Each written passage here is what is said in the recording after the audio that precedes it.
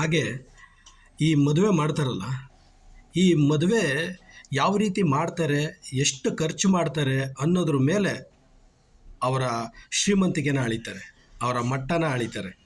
ಅಂತಂದರೆ ಪ್ರತಿಯೊಂದಕ್ಕೂ ಒಂದು ಖರ್ಚು ಮಾಡಬೇಕು. ಎಷ್ಟೇ ಖರ್ಚು ಮಾಡಿದ್ರೂ ಕೂಡ ಜನಗಳು ಏನಾದರೂ ಒಂದು ಕೊಂಕು ಮಾತುಗಳನ್ನ ಆಡೇ ಆಡ್ತಾರೆ. ಅದಕ್ಕಾಗಿ ಕೆಳಮಟ್ಟದವರು ಅಂತಂದರೆ ಮಧ್ಯಮ ವರ್ಗದವರು ಯಾವ ರೀತಿ ಮದುವೆ ಮಾಡಬೇಕು ಅಂದರೆ ತುಂಬ ಸರಳವಾಗಿರಬೇಕು.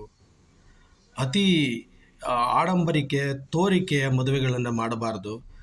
ಈ ಗಾದೆ ಮಾತಿದೆಯಲ್ಲ, ಶಿವ ನೀನು ಮಡಗ್ದಂಗಿರಪ್ಪ ಅಂತ ಅಂದ್ಬಿಟ್ಟು ಹಾಸಿಗೆ ಇದ್ದಷ್ಟು ಕಾಲು ಚಾಚು ಅನ್ನೋ ರೀತಿಯಲ್ಲೇ ನಾವು ಮದುವೆ ಮಾಡಬೇಕು. ಹೆಚ್ಚು ಖರ್ಚು ಮಾಡಿದಷ್ಟು ಜನಗಳು ಹೊಗಳಿಕೆ ಇದನ್ನೆಲ್ಲ ನಾವು ತಲೆಗಿಟ್ಕೊಂಡು ಮದುವೆಗಳನ್ನು ಮಾಡಬಾರ್ದು. ಯಾಕೆ ಅಂತಂದರೆ ತುಂಬ ಕನಸುಗಳಿರುತ್ತೆ, ಅಷ್ಟು ಮಾಡಬೇಕು ಇಷ್ಟು ಮಾಡಬೇಕು ಅಂಥೇಳಿ. ಎಷ್ಟೇ ಮಾಡಿದ್ರೂ ಕೂಡ ನೀವು ಊರಿನ ಬಾವಿ ಮುಚ್ಚಬೋದೇ ವಿನಃ ಜನಗಳ ಬಾಯಿ ಮುಚ್ಚೋಕ್ಕಾಗೋದೇ ಇಲ್ಲ. ಅದಕ್ಕೆ ಅತಿ ಸರಳವಾದ ಮದುವೆ ತುಂಬ ಸೂಕ್ತವಾದದ್ದು ಬಡವರಿಗೆ. ಉಳ್ಳವರು ಶಿವಾಲಯ ಮಾಡುವರಯ್ಯ ಅನ್ನೋ ಹಾಗೆ ದುಡ್ಡಿರೋರು ಎಷ್ಟು ಬೇಕಾದರೆ ಖರ್ಚು ಮಾಡ್ತಾರೆ. ಅದರಿಂದ ಕೆಲವರಿಗೆ ಉಪಯೋಗಗಳು ಆಗುತ್ತೆ. ಈಗ ಯಾವುದೋ ಒಂದು ಮಂಟಪ ಹಾಕಬೇಕು, ಮಂಟಪಕ್ಕೆ ಅತ್ಯುತ್ತಮವಾಗಿ ಒಂದು ಖರ್ಚು ಮಾಡ್ತಾರೆ, ಅಲ್ಲಿ ಅವ್ರಿಗೆ ಕೆಲಸ ಸಿಗುತ್ತೆ. ಊಟದಲ್ಲೂ ಅಷ್ಟೇ ತುಂಬ ಅಡುಗೆಗಳನ್ನು ಮಾಡಿಸ್ತಾರೆ, ಅದನ್ನು ವೇಸ್ಟ್ ಮಾಡ್ತಾರೆ. ಎಷ್ಟು ಸಾಧ್ಯವಾಗುತ್ತೋ ಅಷ್ಟೊಂದು ಖರ್ಚುಗಳನ್ನು ಕಡಿಮೆ ಮಾಡಬೇಕು.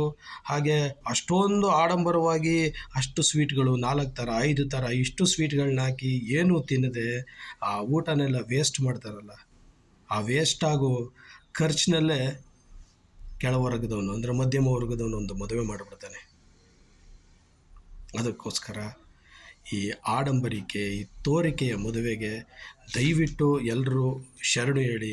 ಮಹಾತ್ಮ ಗಾಂಧೀಜಿಯವರು ಹೇಳಿದ್ದಾರೆ, ಬಸವಣ್ಣ ಅವರು ಹೇಳಿದ್ದಾರೆ, ಸರಳ ವಿವಾಹ ಮಂತ್ರ ಮಾಂಗಲ್ಯ.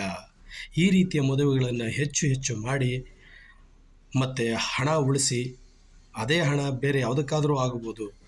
ಚಿನ್ನದ ದಾಗಿನ್ಗಳನ್ನು ಹಾಕ್ಕೊಳ್ಳೋದು, ಮತ್ತು ನಾವು ನೆಕ್ಲೆಸ್ಸೇ ಹಾಕ್ಕೋಬೇಕು, ಬರೋರು ಹೋಗೋರೆಲ್ಲ ನೋಡ್ತಾರೆ, ತುಂಬ ಅಚ್ಚುಕಟ್ಟಾದ ರೇಷ್ಮೆ ಸೀರೆನೇ ಉಟ್ಕೋಬೇಕು ಅನ್ನೋದು, ಮತ್ತು ಒಳ್ಳೊಳ್ಳೆ ಚೆನ್ನಾಗಿ ನಾನು ಕಾಣಿಸ್ಬೇಕು, ಅವ್ರು ಅಷ್ಟೊಂದು ಹಾಕ್ತಾಯಿದ್ದಾರೆ ನಾನು ಸೂಟ್ ಹಾಕಬೇಕು, ಈ ಥರದ್ದನ್ನೆಲ್ಲ ದಯವಿಟ್ಟು ಬಿಟ್ಟುಬಿಡಿ.